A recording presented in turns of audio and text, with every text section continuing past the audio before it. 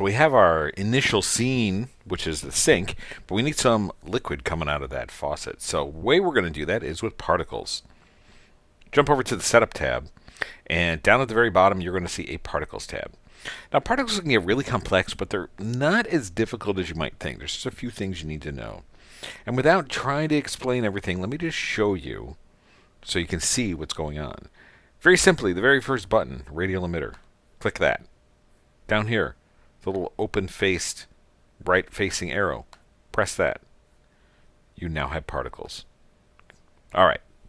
Clearly, that's not enough to do much, but gives you an idea that you don't have to overthink this and just work with it one step at a time. When you click that radial emitter, you get a radial emitter and a particle simulation. The emitter is its position, its emission rate, how much is coming out. So instead of 30, we could do 300. Randomization coming out. The cone angle right now, it's 180, so it's coming out in all directions. But if we scale that back, we can kind of focus that cone angle, and now the particles are going straight up, much like a fountain. We can spread the angle so there's a little bit of fall off there. So you get a few that kind of trail off. Looks kind of nice. Doesn't have to be as precise. You can have initial velocity. So now there's blasting out of there, or you can pull this back. Those of you that had my previous course, one of the courses, we used particles just blasting out of the back end of a jet, and that was using a lot of initial velocity and velocity speed. All right, so pretty simple there. Going to the simulation, what does that do? Well, we actually have where we can color it by age so that we can set a time frame on this. So if I just did 20 frames, you can see it just comes out a little bit. So if you had like a little candle flame or just a short little steam coming out of back end of an alley or something, you could do that. Or if you've got longer things that you want, such as a fountain, and these are going to come around and bounce on the ground or something, you could set that to a longer time frame. However, if you do that, make sure that your overall scene is long enough. Right now, our scene is only set to 120 frames. So I'm going to right-click on that timeline, hit Time Ranges, set that to about, let's go to about 400. And then we can double-click on this preview bar to extend out our time of the whole scene. You can also use gravity just by turning that on. Now, it defaults to negative 9.8 meters per second squared, the basic rule of gravity. And when you hit this now, you're going to see that, they're just kind of falling. Well, there's a couple of ways to fix that. Number one is don't use as much gravity. The other is maybe we lessen the velocity. For right now, let's do a little less gravity. We'll do a -2, and you can see they're coming out like that. Then we can go back to the radial emitter, and we can increase the initial velocity. So now we get a little more force coming out of there, but they're still coming out and the gravity's pulling them down. And then we can pull that angle back in, that spread angle, so we get a little more focused fountain. We can even tighten up the cone angle itself. And let's even give this initial velocity a little more punch too. And then turn this off, turn this on, and there you go. And then gravity takes course. Great. So what if we wanted like a little ground for them to bounce on? How would we do that?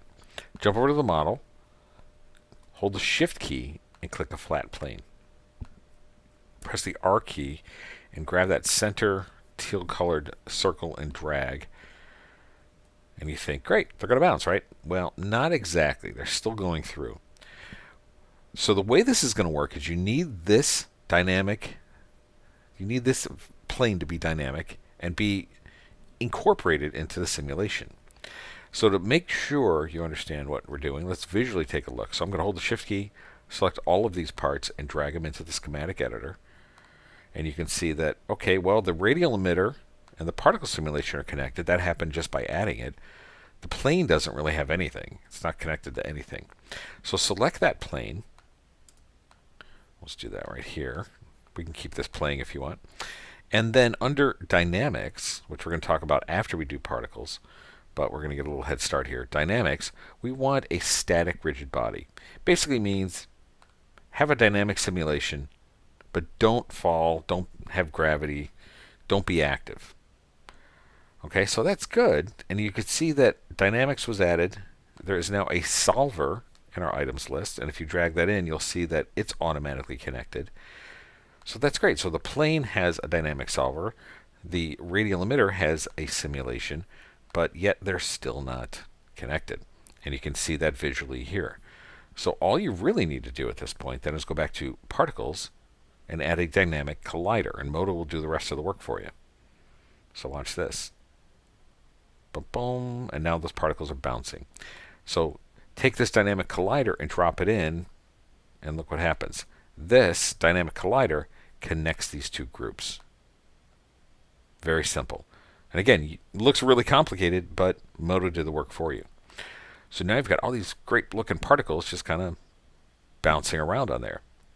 Well, the fun part now is that this simulation, you can actually have a little more control visually with it. So we'll select the plane, and then under Dynamic, and how did this tab get here? Well, when we added the dynamic operation for it, it automatically added this tab. And with that tab, you can change the bounce. So here's 0 bounce, and you'll see that they just kind of rest. Or if we put it to 100%, you'll see that even though they come hit, they're bouncing back up. And you can go higher than that too. A lot of people don't realize. So there's 300. Now all those particles are spraying and bouncing around. So that's kind of fun. So then the friction, if we put a little more friction on there, and then we increase our bounce, so they kind of shake a little bit. Okay, so you could really start thinking some of the possibilities here, what you could do with this, because these particles can also be replaced with objects, which is kind of cool. You can do stickiness, how sticky they are. I'll pull this friction back, and they start to stick. And then finally, we can actually go back and change that lifespan. So go back to the simulation. So instead of 300, let's do 160. And so now, as they hit and fall down, you can see they die off. But let's give it an extended range of about 25. And what that does, gives a little bit of randomization. All right, so not everything then just dies right at 160. So it looks a little more natural. So now what do you do? Well, let's go to render. Oh, nothing's happening. Well, that's because particles on their own aren't really visible. We need to render them in some way. Okay, but the other thing that's important to understand is that we're not even seeing them here. Okay, so while we were playing this simulation here, which is great, we need to actually have Moto calculate them. So that's this guy right here towards the right.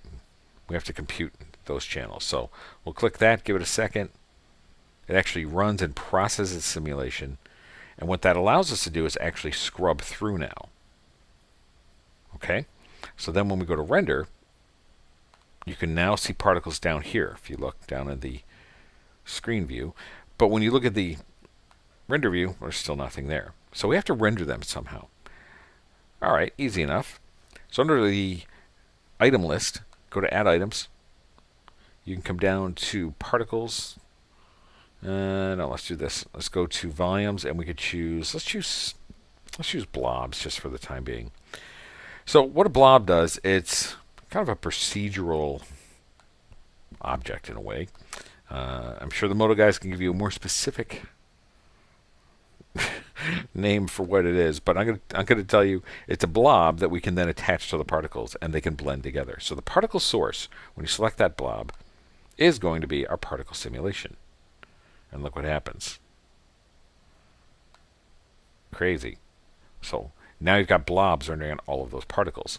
The default radius at 500 millimeters is a little too much. So I'm going to bring it to 0 and then slowly just bring those up. And now you're going to start seeing these little raindrops all over.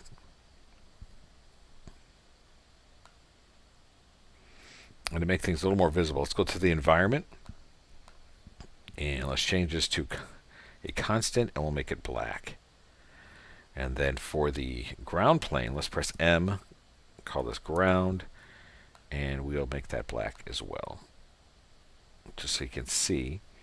And hey, you know what? Why not have a little reflection on there? So we'll increase the specularity. And put a little clear coat on. Okay, so now you can see those particles hitting the ground. go back to blob, and we can increase the radius. Now you can very easily go in here and go back to materials, make this look like glass, use a preset, whatever else, and you've got that nice raindrop. But let's go a little further with it and increase the blob.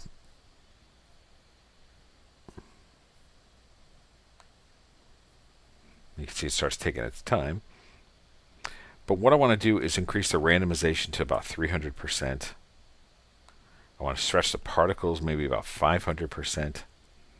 And again, don't do things just at 100. A lot of people think that's the limit.